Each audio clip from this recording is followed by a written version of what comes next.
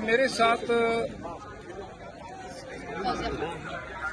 بسم اللہ الرحمن الرحیم میرے ساتھ فوزیہ خان ہیں اور ملک شاہین ہے۔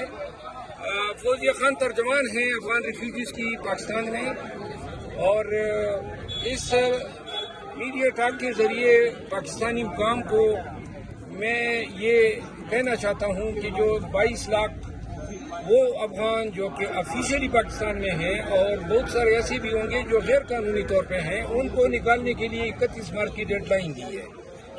اب یہ افغان جو ہیں وہ 50 سے زیادہ سال ہو گئے ہیں جو پاکستان میں رہ رہے ہیں، بہت سارے یہاں پہ پیدا ہوئے ہیں، ان کی بود و باش ہیں، بہت سارے نے شادیاں کی، گھر ہیں۔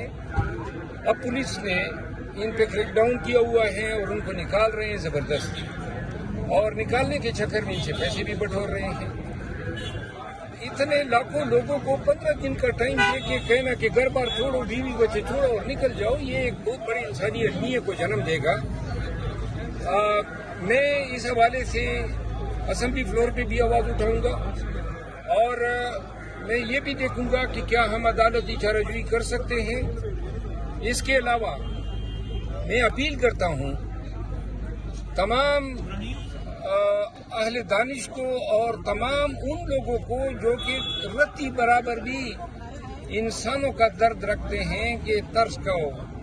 پاکستان کی شہریت اتنی مشکل بنا دی ہے کہ امریکہ کی شہریت 5 سالوں میں حاصل ہو جاتی ہے اور انگلستان کی 5 سالوں میں حاصل ہو جاتی ہے۔ یہاں 50 سال انہوں نے گزار دیے، پیدا ادھر ہو گئے، تعلیم حاصل کی، بچے ہیں اب ان کے، اور آپ ان کو کہتے ہیں نکل جاؤ۔ اتنی رعونت اور اتنی تکبر خدا کے پیدا کردہ مخلوق کے ساتھ نہیں ہونا چاہیے۔